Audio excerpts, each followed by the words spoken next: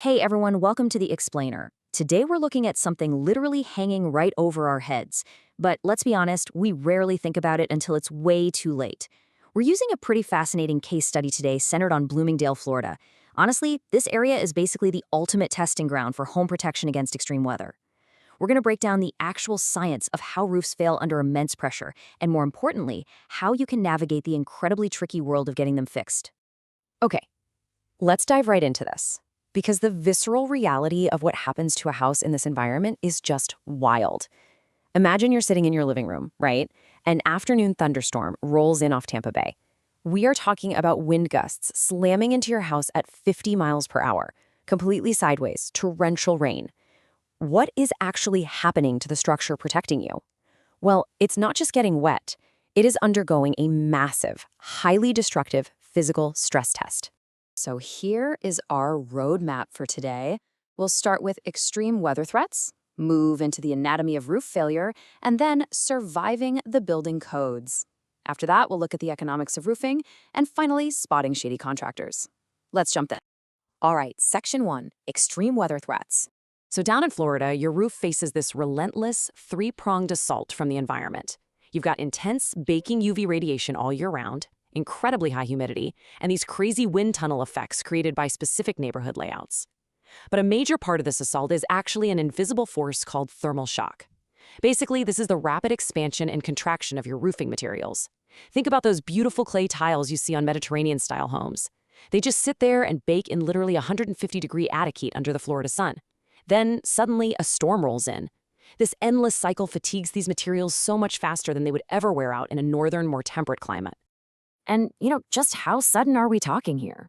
Try a 20-degree drop in minutes. Those intense afternoon thunderstorms can plunge the ambient temperature by 20 degrees almost instantly. That rapid temperature drop causes violent thermal shock to the roofing materials, just stressing them to their absolute physical limits, day in and day out. Moving on to Section 2, anatomy of roof failure. So a roof usually doesn't just, blow off all at once in some dramatic movie scene. It actually fails in stages. It's like a domino effect, starting with something most homeowners think is just cosmetic, those ugly black streaks on north-facing slopes. But actually, scratch that. It's not dirt. It's algae, bred by high humidity. And here's where the real destruction begins. That algae literally feeds on the limestone filler inside your shingles. As it grows, it holds trapped moisture directly against the roof's surface. That moisture then accelerates the loss of the protective granules on your shingles, which exposes them even further to those harsh UV rays.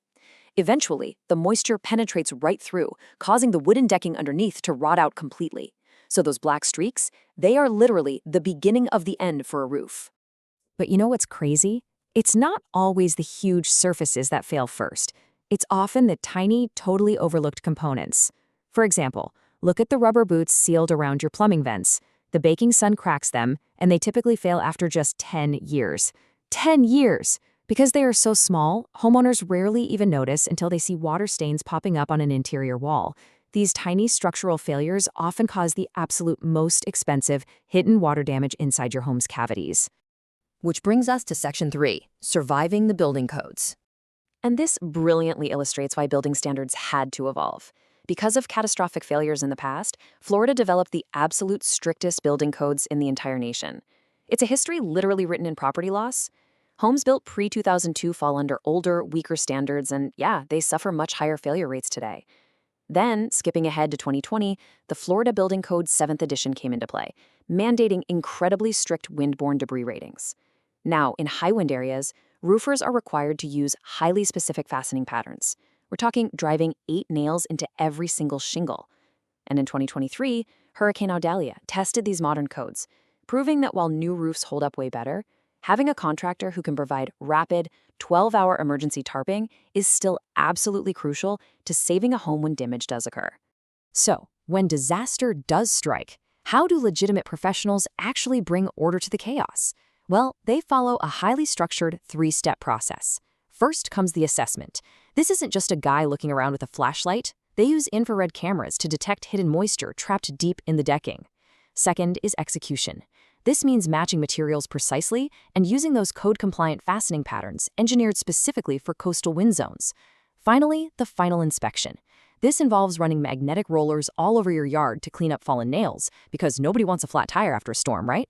And reviewing the documentation that actually preserves your manufacturer's warranty. It's methodical, it's scientific, and it's incredibly thorough. All right, Section 4, the economics of roofing. Now, what's really interesting about this slide is peeling back the curtain on where your money actually goes. Roof repairs are a massive investment. You might be surprised to learn that skilled labor is actually your highest cost. Why? Because proper installation requires immense, specialized expertise in those strict state building codes we just talked about. Materials vary, sure, but premium options often save you serious money over the life of the home.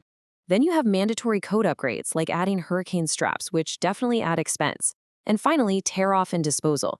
This is a cost that multiplies super fast if they find multiple old layers or hidden water damage rotting your decking. This breaks down exactly why roofing costs aren't likely to drop anytime soon, and why investing in high-quality, knowledgeable labor is literally the most critical choice you can make. And here is a number that needs to be on every single homeowner's radar. 15 years. Due to all that intense weather, wear and tear, insurance companies start heavily scrutinizing roofs once they hit this 15-year mark. In places facing serious hurricane risks, having a roof older than 15 years might lead to non-renewal, massive premium hikes, or just flat-out denied coverage. Which brings us to a really powerful piece of advice from the source material, Fast Does Not Mean Good. Honestly, this is an absolutely crucial point. A legitimate 2,000 square foot roof replacement takes 2 to 4 days for an experienced crew. Proper flashing, underlayment, and ventilation, they all require careful, methodical attention. If a crew is just rushing through it to get to the next job, they are more than likely skipping the very details that will keep your roof actually attached during the next major storm. And finally, Section 5, spotting shady contractors. You know how it is. After a storm, neighborhoods are flooded with people knocking on doors. Let's arm you with a bit of a consumer survival guide so you can be your own best advocate. Storm chaser red flags are glaring if you know what to look for. They have no physical local address. They're driving trucks with out-of-state license plates. They claim they found hail damage that you conveniently can't see. And their biggest tell, they demand full payment up front. No way. Legitimate contractors, on the other hand, show green flags all the way. They provide detailed, written contracts with line-item pricing. They use advanced tech like infrared moisture detection. They pull proper permits, and they have deep, verifiable knowledge of local building codes. Remember, trust takes time to build, but scammers, they just want your money fast. So the crucial point is knowing how to protect your leverage when you do actually sit down and talk to a contractor. Here's a list of things you should never say to them.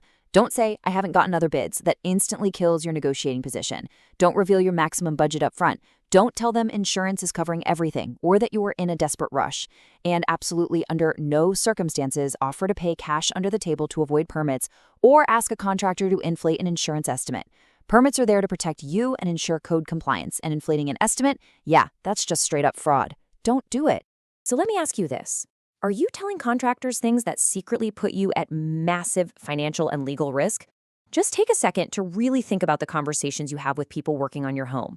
Navigating a roof repair, especially in an extreme weather environment, requires knowing the science of your home, understanding the local building codes, and being a sharp, informed consumer. But armed with this knowledge from today's explainer, you are now totally empowered to handle your next home repair smartly. Always demand transparency, trust the professionals who do the job methodically, and never let anyone rush you into a bad decision. Thanks so much for joining me on The Explainer. Catch you next time.